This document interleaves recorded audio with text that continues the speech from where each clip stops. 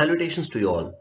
In this video, we are going to see as to how you can focus while preparing for competitive exams and succeed in those competitive exams. The first question we need to know, or the answer which we need to know, is whether we have focus or not, and how to identify this. And if we don't have focus, how can we develop our focus? There are certain symptoms which show that you do not have focus in the work you do. These symptoms are not exhaustive, but only illustrative. There are plenty of symptoms which could differ for each and every individual. I'm just giving the list of those symptoms, some of those symptoms. First thing is, you are studying, but you don't understand what you're studying, though you are well acquainted with the language in which you're studying. Second thing is, you're taking a break from doing your work or your studies. Then again, you are not in a position to come and sit and continue the work immediately. Third thing is, you're doing some task. During that time, you're frequently getting diverted by the things around you. Those could be very simple things as well. For example, imagine your pet cat or a pet dog is roaming around you. You're getting diverted by those. Or it could be you're sitting in a room and you're listening to a television program sitting in this room. So your mind gets diverted to the news which is being broadcasted. The fourth thing is, you start saying reasons or excuses, or even you start accusing others for you not being able to achieve your target of the goal. You're doing tasks only when there is a compulsion. For example, you start preparing for exams when the exams are nearby, or maybe before a week of the exam. Or if you are working in office, you start doing the work when the boss compels you to do it, or when the boss is demanding as to when you will finish the work. Next thing is, you're not in a position to control yourself from touching your phone or a television or a laptop or a gaming gadget when you're particularly doing a task. That is, you don't have the control to finish the task without getting disturbed. Next thing is, always you're finding reasons for moving away from the place where you do the task. For example, this could be your study table, or this could be your desk from where you do your job in the office. You find reasons to move away from these places. You may say, like, I want to have a cup of tea, or I want to meet my friend, or I want to speak to my colleague. It could be any reason. And the eighth thing is, you repeat the same mistake, or you do similar kind of mistakes. For example, in office, when you're drafting a letter, or when you are practicing a topic, in all these situations, if you do a mistake again and again, the same mistake, if it is getting repeated, or similar mistakes are getting repeated, for example, it could be a grammatical error or a spelling mistake. If you repeat the same spelling mistake or the same grammatical error, it proves that you don't have the focus.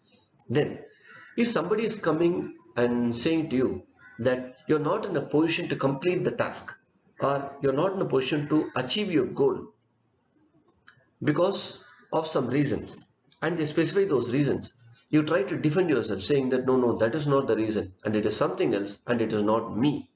In all these situations, this proves that you don't have focus in the work you do. If you have any of the symptoms which we discussed, then it proves that you don't have focus. If that be the case, then how to improve your focus is what we are going to discuss now.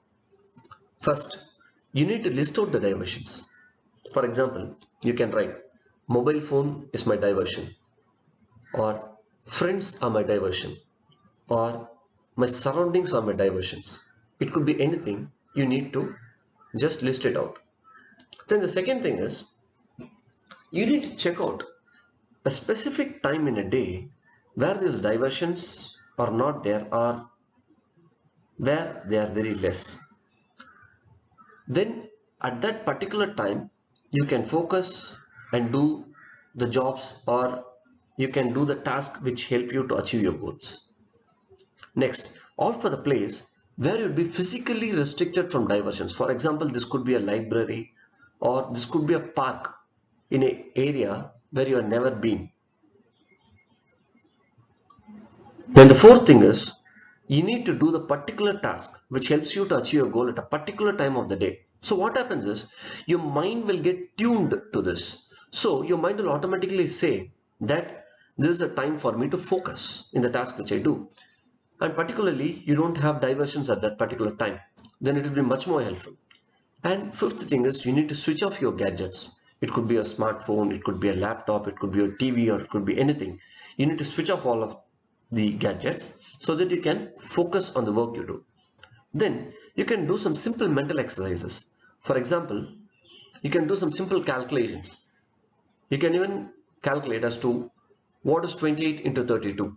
You need to do this mentally without using any paper or a calculator. And some more exercises. You can select a particular incident which happened in your life and you can weave a story, or you can make a story around that particular incident. So what happens is, you are in a position to expand things, or you are in a position to shrink those things. This would help you in attending the one-word questions or the mains exam where you have to explain elaborately. Then seventh thing is, you just sit and take a deep breath when you get diverted. So what happens is, when you take a deep breath, all your mind starts focusing in your deep breath. So your focus develops. And understand, nothing comes within a day. So you need to practice, practice and practice. So continuous practice makes things happen. Next, there are some self-investigating questions which you need to ask yourself. First is, did you fix what is your goal? Second, have I fixed a specific time limit for attaining the set goal? Then I need to specifically note down who all could help me in achieving this, or what are the materials which could help me in achieving this goal. And the next thing is, you need to split the goal on per day basis or per hour basis. And you need to put all of these in writing. So what happens is, when you put this in writing and you start seeing this, so you get a focus, or you get to know where you have to go, or what is your goal and how you can achieve it. So this gives you a clear idea, or this helps you in focus of what you want to do. Your subscription, likes, views and comments motivate me to post such innovative, inspirational and motivational videos. And when you subscribe, you get immediately notified when I post a video, and you can share this video to your friends or anybody who is in need of such things, and thus you can contribute to the society by making this society a learned society. Thank you.